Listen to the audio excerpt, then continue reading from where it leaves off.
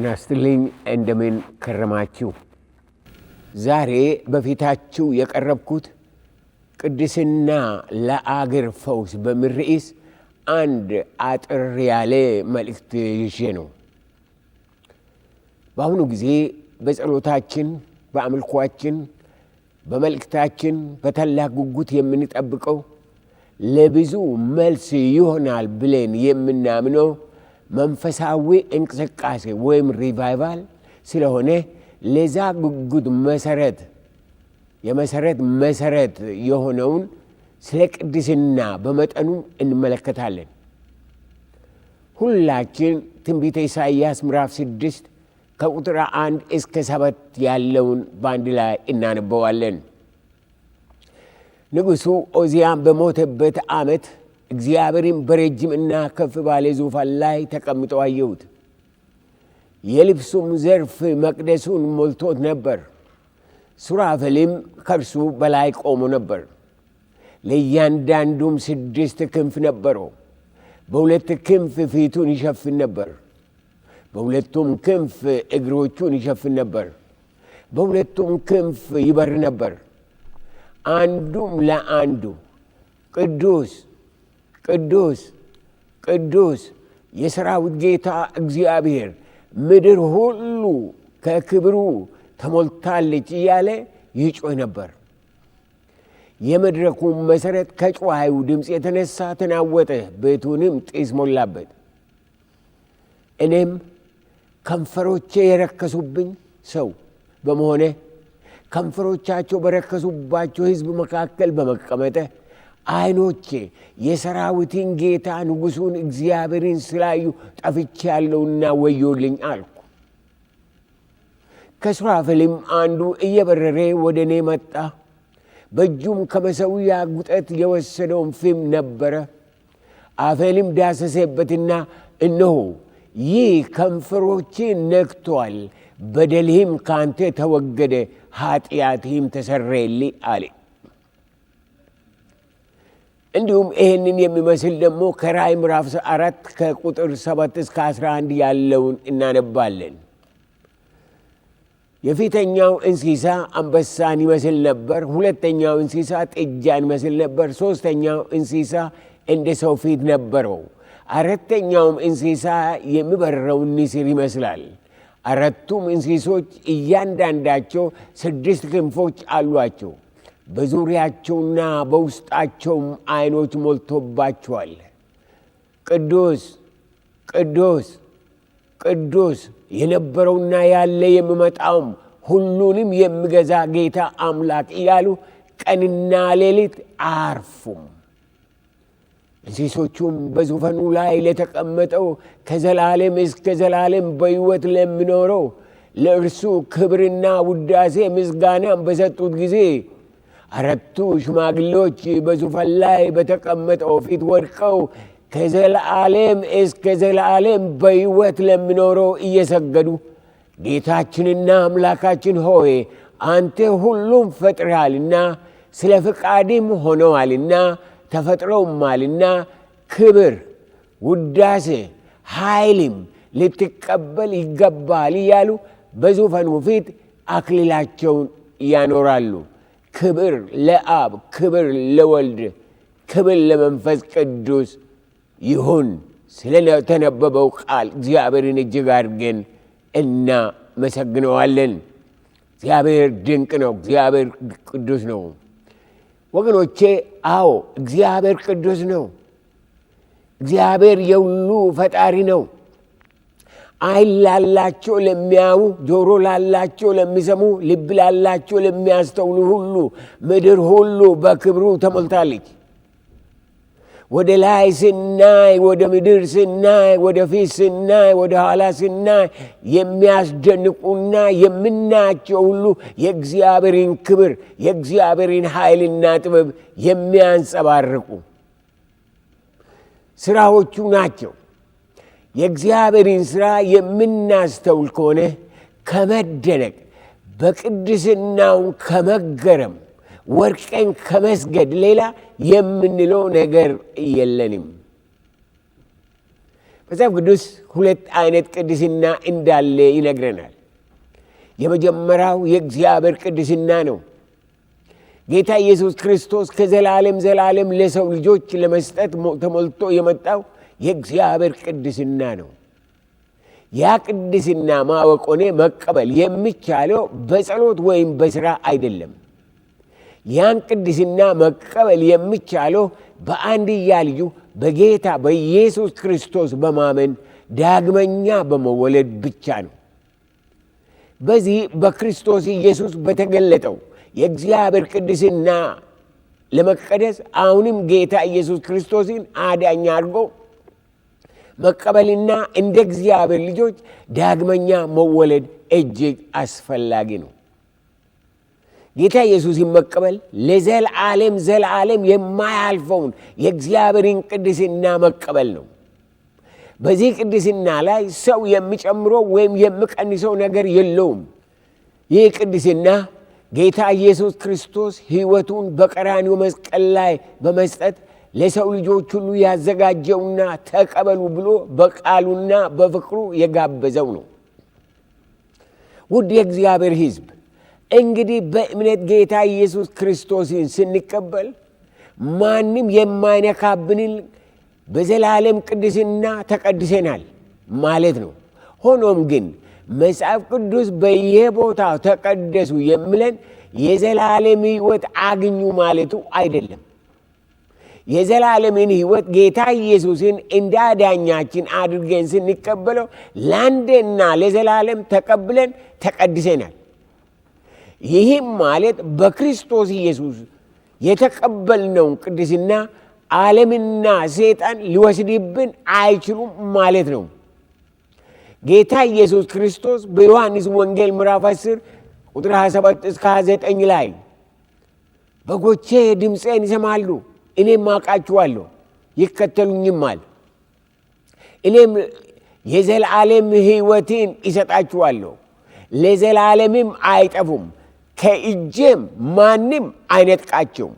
የሰጠኝ አባቴ ከሁሉ ይበልጣል፣ ከአባቴም እጅ ሊነጥቃቸው ማንም አይችልም ይላል። እጅግ አስደናቂ ነው። ክብር ለዘላለም ለእግዚአብሔር ይሁን። በጌታ የሚያምን አማኝ ሁሉ በእግዚአብሔር አብ እጅ ተይዟል፣ በእግዚአብሔር ወልድ እጅ ገብቷል። የሚያስፈራው የሚነጥቀው ኃጢአት፣ ሰይጣን በሰማይ በምድር የለም። ውድ ወገኖቼ ይህ ሁሉ ሆኖ ግን መጽሐፍ ቅዱስ በየቦታው ተቀደሱ የሚለን ምክንያት ስላለው ነው። ምክንያቱም ጌታ ኢየሱስ ክርስቶስን በመቀበላችንና ለዘላለም መዳናችን የዘላለም ዋስትና ቢሆንም በምድር ላይ እያለን በዚህ ሥጋ ውስጥ እያለን ጌታን ብናውቅም ዛሬ በምድር ላይ ሕይወታችን፣ ኑሮአችን ድካም እንደሚያጋጥመን መርሳት የለብንም። ስለሆነም በሕይወት፣ በኑሮ፣ በሥራ፣ በቀሮ ሁሉ መቀደስ እንደሚያስፈልገን የእግዚአብሔር ቃል ያሳስበናል። አዎ መቀደስ አለብን። ክርስቲያን የሆነ ሁሉ ማስተዋል የሚገባ ሁለት ነገሮች አሉ። አንደኛው የዘላለም ሕይወት አለኝና ምንም አይነት ኃጢአት ብሠራ እንደፈለግኩ ብኖር የሚነካኝ ነገር የለም ማለት ራስን ማታለልና ከእግዚአብሔር ቃል ውጭ መሆን ነው። መጽሐፍ ቅዱስ በብዙ ቦታ የሚያስጠነቅቀው ስለ ግደለሽ ክርስቲያን ሕይወት ነው። አሁንም መርሳት የሌለብን ጌታ ኢየሱስን ተቀብለን የዳነ ብንሆንም ካልተጠነቀቅ በስተቀር ኃጢአት አጠቃንም ማለት አይደለም። ኃጢአት ዛሬም ኃጢአት ነው። ኃጢአት ዛሬም አፍራሽ ነው። ኃጢአት ዛሬም መርገም ነው። ኃጢአት ዛሬም ውድቀት ነው። ኃጢአት ዛሬም መርዝ ነው፣ ጨለማ ነው። ኃጢአት ዛሬም ገዳይ ነው።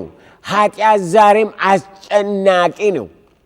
ኃጢአት ዛሬም የሰይጣን መሳሪያ ነው፣ የሞት መልእክተኛ ነው። በኃጢአት ውስጥ ያለ መርዝ የሚጠቅም ነገር የለም። ስለሆነም ኃጢአት ማድረጋችን ሲታወቀንና ድካም ሲሰማን ቶሎ መናዘዝ፣ ወደ ጌታ መመለስ አለብን።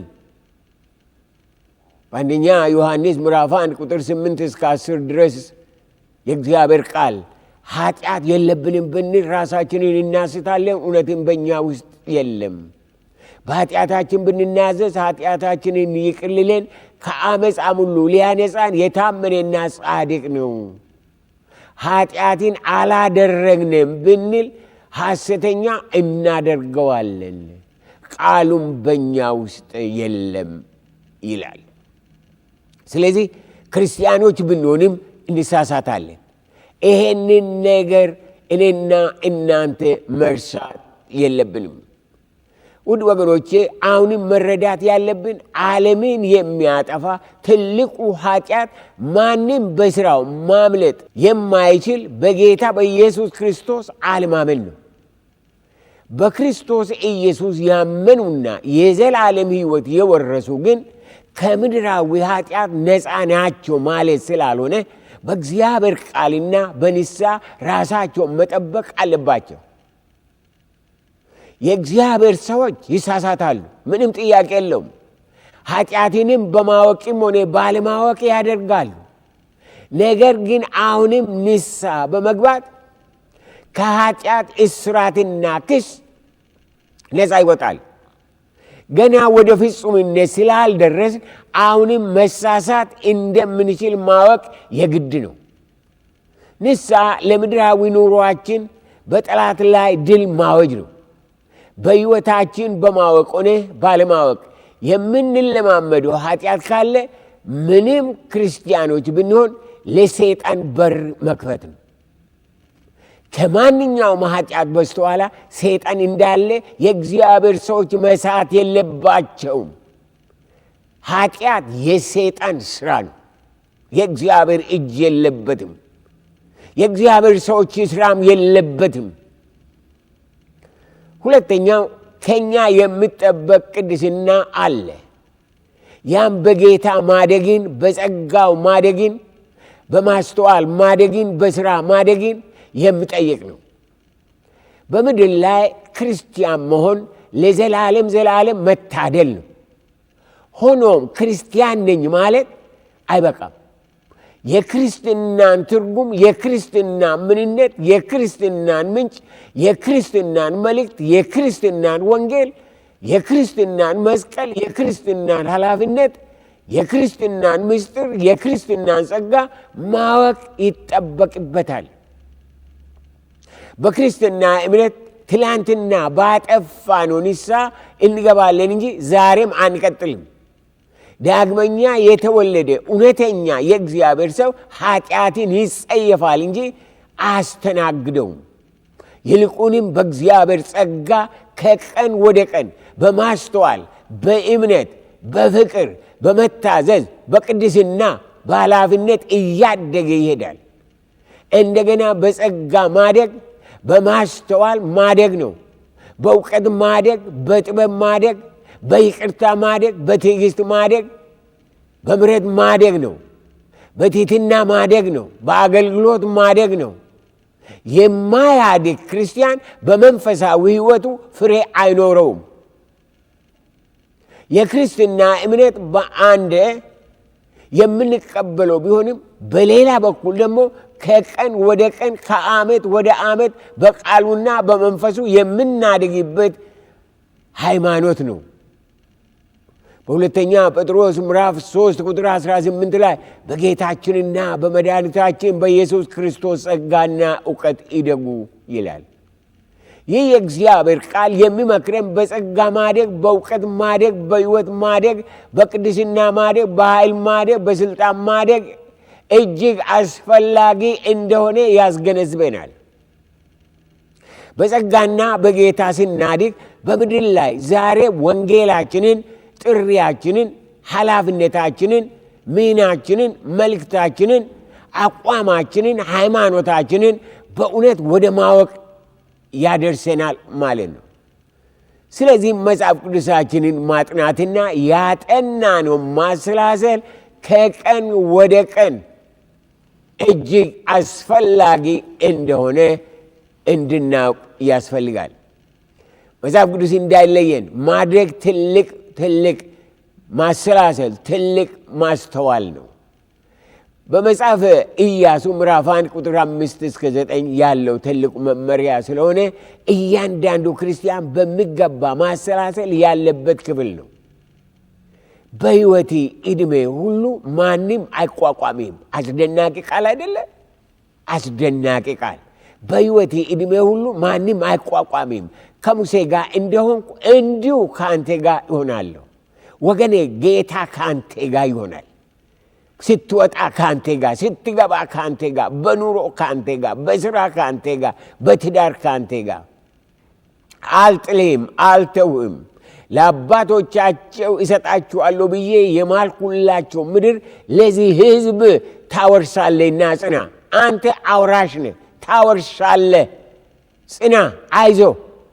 ነገር ግን ጽና፣ እጅግን በርታ። ባሪያዬ ሙሴ ያዘዘኝ ሕግ ሁሉ ጠብቅ፣ አድርገው። በምትሄድበትም ሁሉ እንዲከናወንልህ ወደ ቀኝም ወደ ግራም አትበል። ከእግዚአብሔር ቃል፣ እግዚአብሔር ከሚነግር፣ እግዚአብሔር ከሚያዝ ወደ ቀኝም ወደ ግራም አትበል።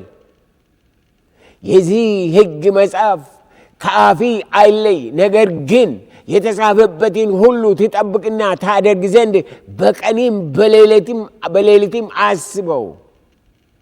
ዛን ጊዜም መንገዲ ይቃናልሃል፣ ይከናወንልሃልም። በምትሄድበት ሁሉ አምላክ እግዚአብሔር ከአንተ ጋር ነውና ጽና፣ አይዞ፣ አትፍራ፣ አትደንግጥ ብዬ አላዘዝኩህምን? እግዚአብሔር ቃል ለብዙዎቻችን ይሄንን ይላል። ዛሬ እግዚአብሔር ያዘዘንን ከመስራት ወደ ቀኝ ወደ ግራ አንበል። እግዚአብሔርን ይዘን ተነስተናል። ሕዝባችንን የምናስወርሰው አለ። ሕዝባችን መውረስ ያለበት ነገር አለ። መንግሥት አለ፣ ሕይወት አለ፣ ስልጣን አለ፣ ሰላም አለ፣ ደስታ አለ፣ ክብር አለ። እኔና እናንተ ግን በእግዚአብሔር እንጽና። ጌታ ኢየሱስ ክርስቶስን በማንነቱ ማወቅ፣ በምሕረቱ ማወቅ፣ በቸርነቱ ማወቅ፣ በቃሉ ማወቅ፣ በጥሪው ማወቅ፣ በስሙ ማወቅ፣ በስጦታ ማወቅ፣ በአጀንዳ ማወቅ ጥናትን፣ ትጋትን፣ ጸሎትን፣ መሰጠትን፣ ቅድስናን ይጠይቃል።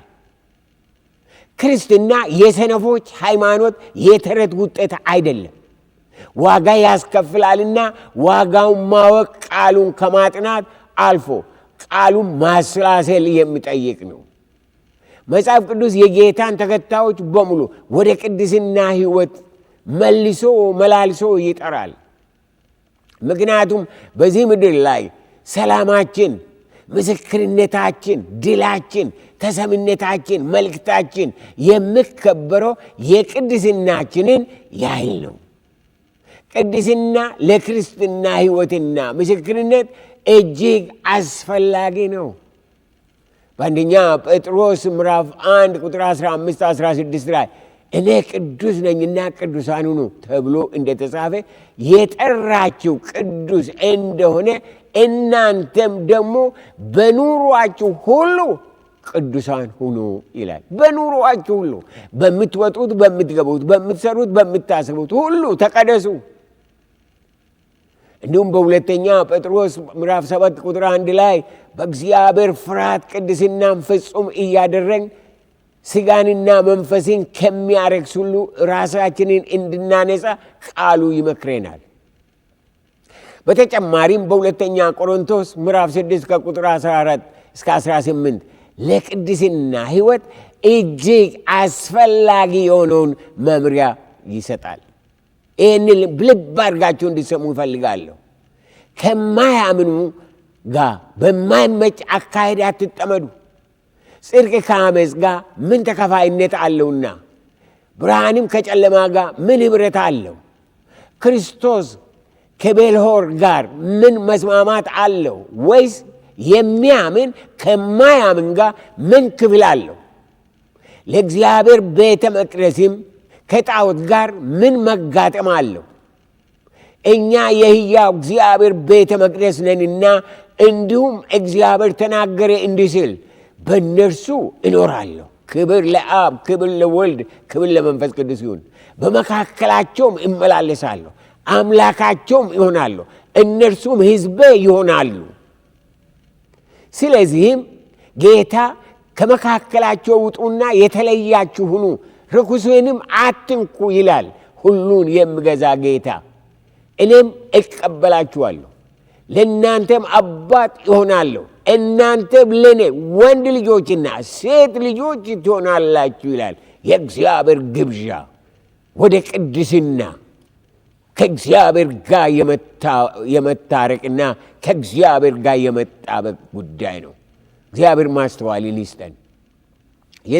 ዘላለም እግዚአብሔር በስሙ በማንነቱ በስራው በቃሉ በስጦታው በምሕረቱ በፍቅሩ ወገኖቼ በቸርነቱ በሁለመና ቅዱስ እንደሆነ እኛም እርሱን እንድንመስል እንደገና ወደ ቅድስና ይጠራናል። እግዚአብሔር ቅዱስ ስለሆነ ያለ ቅድስና እርሱን መስማት፣ ማየት፣ መታዘዝ፣ መከተል፣ ማክበር፣ ማምለክ በእውነት አይቻልም። በዕብራውያን መልእክት ምዕራፍ 12 ቁጥር 14 ላይ ከሰው ሁሉ ጋር ሰላምን ተከታተሉ ካለ በኋላ ትቀደሱም ዘንድ ፈልጉ፣ ያለ እርሱ ጌታ ሊያይ የሚችል የለምና ይላል። ሁላችን እንደምናውቀው ስለ መንፈስ ቅዱስ እንቅስቃሴ ወይም ሪቫይቫል የማይጸልይ ክርስቲያን አለ ብዬ አልገምትም። መንፈሳዊ እንቅስቃሴ እጅግ የምናፈቀው በማዕከላችን በምድር ላይ መንቀሳቀስ ሲጀምር የሚያስከትለው አስደናቂ ነገር ከአእምሮአችን በላይ ነው። መንፈሳዊ እንቅስቃሴ ሲመጣ ይህ ነው የማይባል መለኮታዊ የሆነ ጥማትና ፍላጎት በውስጣችን ይገባል። በዛን ጊዜ ለመለኮታዊ ዕውቀት፣ ለመንፈሳዊ እድገት ጸሎቴን፣ አምልኮን፣ ኅብረቴን፣ ቃሉን ማጥናቴን እናዘወትራለን። ያ የእግዚአብሔር ጉብኝት ምልክቱ ነው። ስለሆነም ባለንበት ቦታ ሁሉ ኮሚኒቲያችንን በወንጌል ለመድረስ ያለን ተስፋ ከጌታ ኃይልና ራእይን በመቀበል ነውና አሁንም ደጋግመን ለመንፈሳዊ እንቅስቃሴ መማለድ አለብን። የጌታ እሳት ሲነካን ሁላችን እንደ ሌላ ሰው ሆነን እንለወጣለን። ሁላችን ይህን የመልእክት የምሰሙ የእግዚአብሔር እሳት ሲነካችሁ እንደ ሌላ ሰዎች ሆናችሁ ትለወጣላችሁ፣ እንለወጣለን። ክብር ለአብ፣ ክብር ለወልድ፣ ክብር ለመንፈስ ቅዱስ ይሁን። በዚያን ጊዜ ሁሉ ጸላይ፣ ሁሉ መስካሪ፣ ሁሉ አገልጋይ፣ ሁሉ ይቅር ባይ፣ ሁሉ አስታራቂ፣ ሁሉ መልእክተኛ ይሆናል። የእግዚአብሔር ቤት በአገልጋዮች ይሞላል። በዚያን ጊዜ ዝም ብለን እንደ ዛሬ በስመ ክርስትና ምንም እንዳልሆነ ወደ ቤተ ክርስቲያን መጥቶ መመለስ ይቀራል።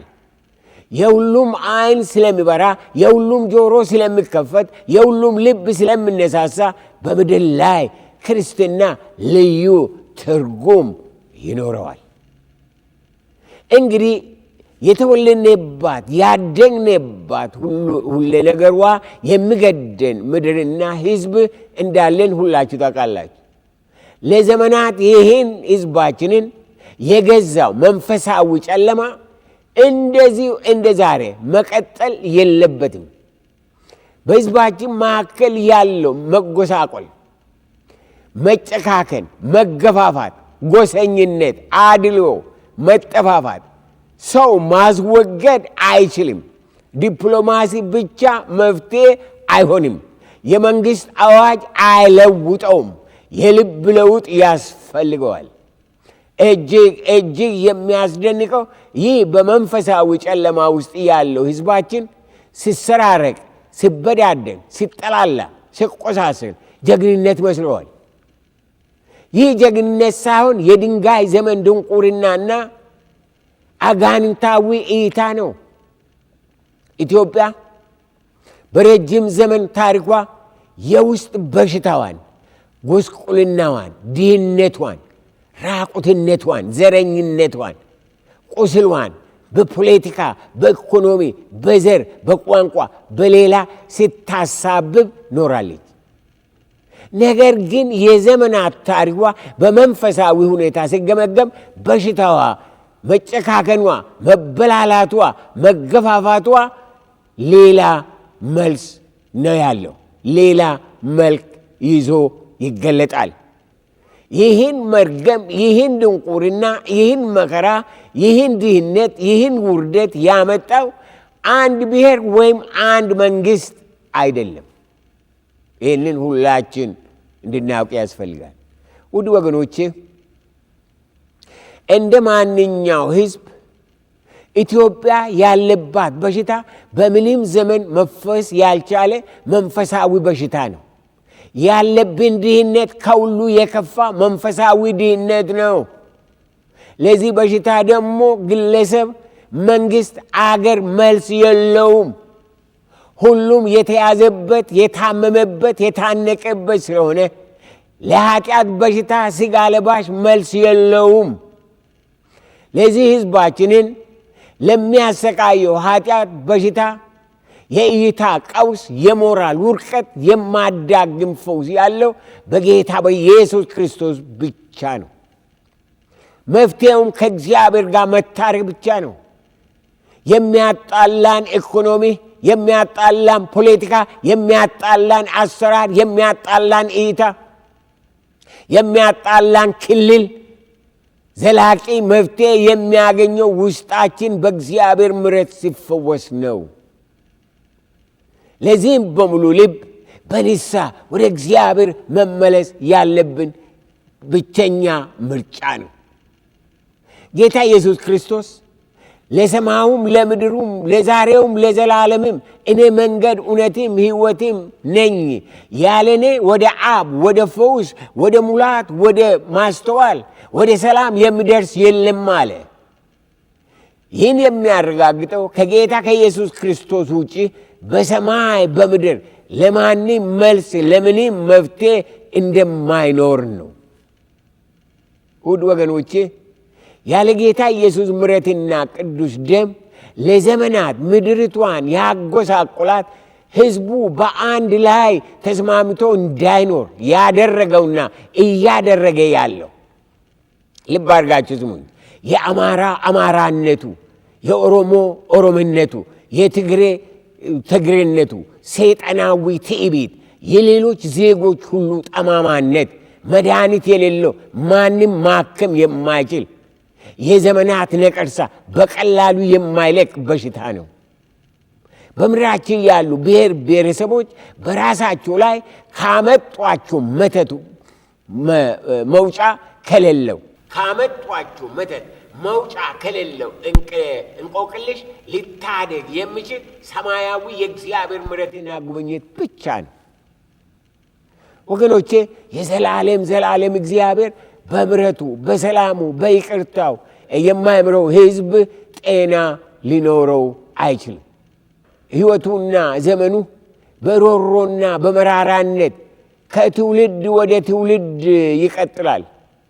በዚህ መንፈስ ሕዝባችን እንደ ዛሬው ትዕቢተኛ፣ አኩራፊ፣ ቁጠኛ፣ ዘረኛ፣ ተሳዳቢ፣ አመለቢስ በሚሰራበትና በሚኖርበት ቦታ ሁሉ ኢትዮጵያዊነቱን ሳይሆን አማራነቱን፣ ኦሮሞነቱን፣ ትግሬነቱን፣ ሀዲያነቱን፣ ወላይታነቱን፣ ሲዳማነቱን የቀሩትም ሁሉ የብሔርተኝነትን መልክ በሄደበትና በኖሩበት እያንጸባረቁ ለምድርቷ ፈውስና አንድነት መሰናከያ ሆነዋል። ዛሬ በኢትዮጵያ ውስጥ የቢሮ ሹማምንት በልዩ ልዩ መንግስት ሥራ ላይ የተሰማሩ ከጥቂቶቹ ታማኞች በስተቀር እንደ ኢትዮጵያዊነታቸው ኃላፊነታቸው መወጣት ሳይሆን ከየት እንደሆኑ ቋንቋቸውና ክልላቸው ባገኙት ሁሉ ላይ ያንጸባርቃሉ። ይሄ የድንቁርና 21ኛው ክፍለ ዘመን ሕዝብ የማስተናግደው ነው። ኢትዮጵያዊነታቸውን ሳይሆን ቋንቋቸውን፣ ኢትዮጵያዊነታቸውን ሳይሆን ብሔራቸውን ይህን ያንጸባርቃሉ። ይሄ መርገም ነው። ለኢትዮጵያ አንድነትና ፈውስ ዋጋ የሌለው ስሜት የማይሰጥ ትርጉም የሌለው ነውና አስቡበት። እንዲሁም ጉቦ ፍለጋ ያለ ምክንያት በቀጠሮ በማመላለስ ጥላቻቸውንና ንቀታቸውን ሌብነታቸውን ያለኝ ይበቃኛል ማለትን የማያውቁ ስለሆኑ ኑሯቸው ምስጋና የለሽ ነው። ይህ ለምድሪቷ ተጨማሪ የመርገም ነው። በጣም የሚያሳዝነው በአሁኑ ጊዜ በምድሪቷ ላይ የጉቦ ነገር ሕዝብ የተጨነቀበት ነው። በየመስሪያ ቤቱ ከላይ እስከ ታች እየተደባበቁ ሕዝቡን እያስጨነቁ ነው። ይህ ጉቦ ትበላላችሁ እንጂ አይረጋላችሁም። በጉቦ በሰራችሁት ቤት ውስጥ አትኖሩም። በጉቦ የገዛችሁትን በመኪና አትነዱትም። በጉቦ የገዛችሁትን መኪና አትነዱም ነው የምላችሁ። ስለሆነም ይህንን ትውልድ የዘላለም እግዚአብሔር በዘላለማዊ ምሕረቱ እንዲጎበኝ ሕዝቡን ከላይ እስከታች ነፃ እንዲያወጣው ቤተ ክርስቲያን መማለድ ይኖርባታል። የሚያሳፍረው ግን ክርስቲያኖች ራሳቸው ጎሰኞች፣ ጉበኞች፣ ሌላውን ከሌላ የሚያበላልጡ ጥለኞች ሆነዋልና እጅግ የሚያሳዝን ነው። በክርስቲያን በሚመራውና በሌሎች በሚመራው መስሪያ ቤት መካከል ከጥቂቶች ታማኞች ክርስቲያኖች በስተቀር ምንም ልዩነት እንደሌለ ታዛቢዎች ይመሰክራሉ። ሕዝባችን እውነተኛና ጤናማ ህብረተሰብ ለመሆን እያንዳንዱ ብሔረሰብ ለራሱ ብቻ ሳይሆን ለሌሎች ብሔረሰቦች መኖር እንዲችል ውስጡን የሚፈውስ ሰማያዊ ጉብኝት ያስፈልገዋል።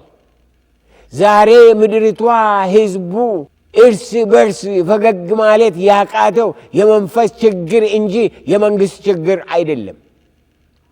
እኛም ክርስቲያኖች የ21ኛው ክፍለ ዘመን ቤተ ክርስቲያን እኔና እናንተ የ21ኛው ክፍለ ዘመን ኢትዮጵያንና ኢትዮጵያውያንን ለማገልገል አዲስ ልብ፣ አዲስ ራእይ፣ አዲስ በዓለ ሃምሳ፣ አዲስ ጥምቀት፣ አዲስ ጉብኝት፣ አዲስ ፈውስ፣ አዲስ መፈታት፣ አዲስ ቅባት ያስፈልገናል።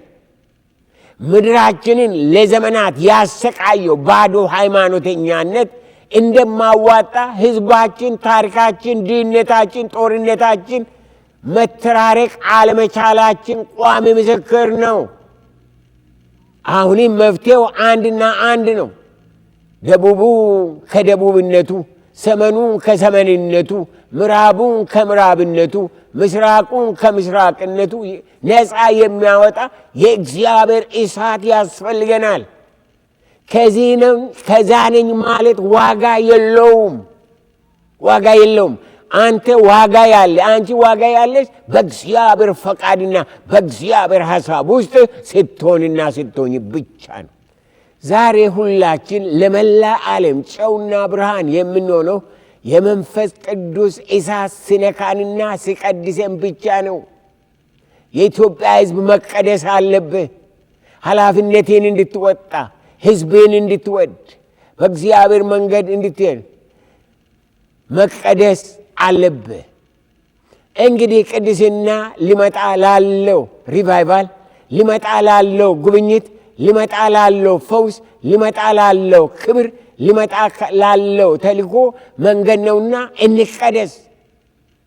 ሰው በምድር ላይ ታርቆና ተቃቅፎ በፍጹም ሰላም፣ በፍጹም ነፃነት፣ በፍጹም ደስታ፣ በፍጹም እርካታ፣ በፍጹም ፍቅር፣ በፍጹም ህብረት መኖር የሚችለው በቅድስና ብቻ ነው።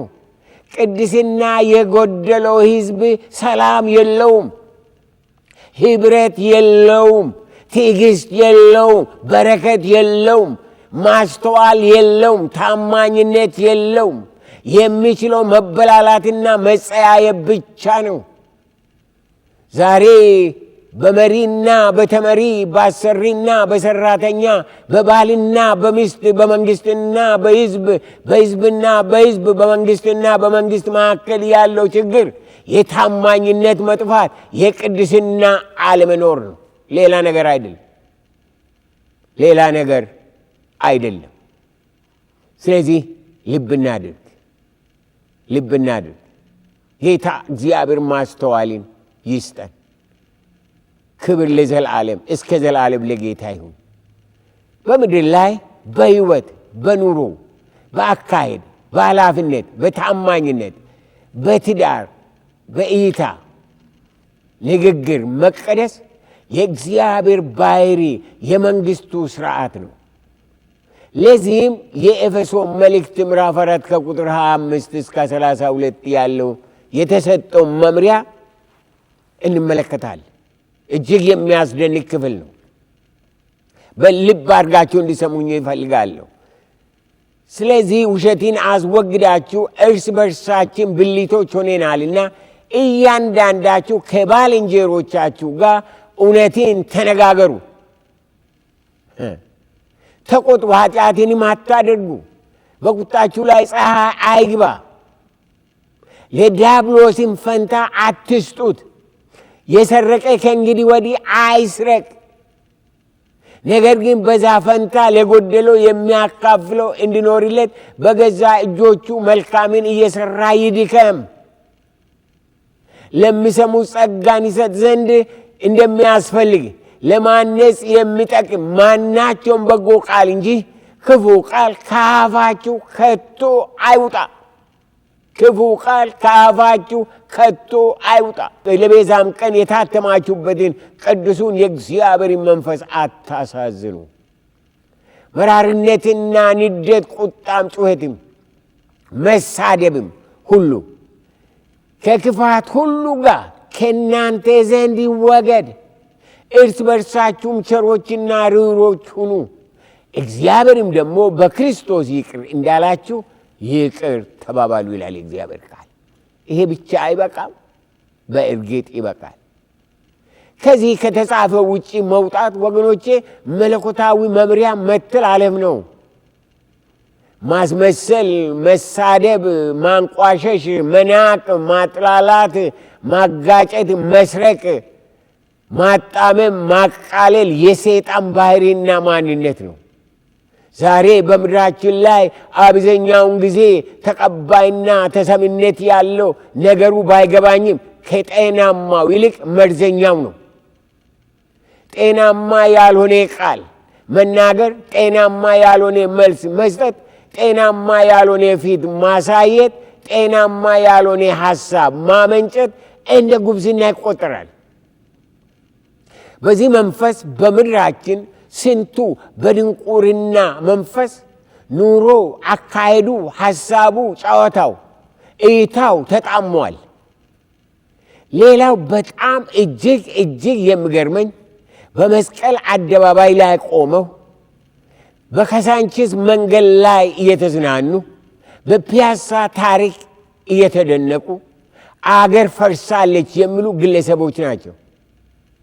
በዚህ ሁሉ ግን ከስንቱ እብድና ሌባ፣ አጭበርባሪ፣ ከስንቱ ውሸተኛ፣ ከስንቱ ጎሰኛ ጋር እየታገሉ ኢትዮጵያን እንዲያልፍላት ሌት ተቀን ለሚተጉና ይህን አስደማሚ ውጤት በምድርቷ ላይ እያመጡ ያሉትን መሪዎቻችንን በኢትዮጵያ ሕዝብ ስም ላደንቃቸውና በኢትዮጵያ አምላክ በጌታ በኢየሱስ ክርስቶስ ስም ሳላመሰግናቸው አላልፍም።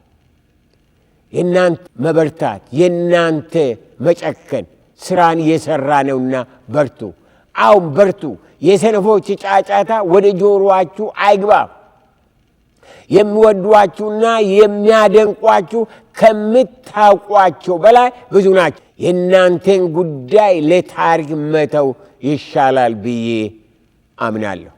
ውድ የኢትዮጵያ ሕዝብ፣ ቅድስና ለሰላም ኑሮ በር ነው። ዛሬ ቅድስናን የማጣ ችግር ስናነሳ ስለ ሕዝባችን ብቻ አይደለም።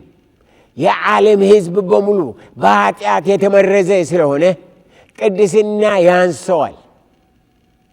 ዛሬ መላውን ዓለም ቻሌንጅ ለማድረግ ዓለም አቀፍ የክርስትና እምነትና ኃይል ለዚህ ዘመን ለዚህ ዘመን በጌታ በኢየሱስ ክርስቶስ ስም እንዲለቀቅና እንዲስፋፋ ባለንበት ዓለም ሁሉ የእግዚአብሔርን ብርሃን እንድናበራ የእግዚአብሔርን ሐሳብ እንድናንጸባርቅ የእርሱ ዓላማ ነው።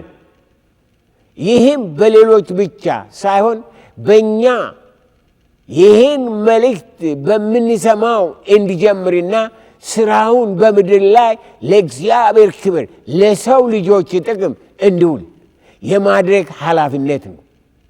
ስለሆነም ሊመጣ ላለው መንፈሳዊ እንቅስቃሴ፣ ሊመጣ ላለው መንፈሳዊ ሪቫይቫል፣ ሊመጣ ላለው እርቅ፣ ሊመጣ ላለው መስማማት፣ ሊመጣ ላለው መተቃቀፍ በእግዚአብሔር ኃይልና መንፈስ እንዘጋጅ።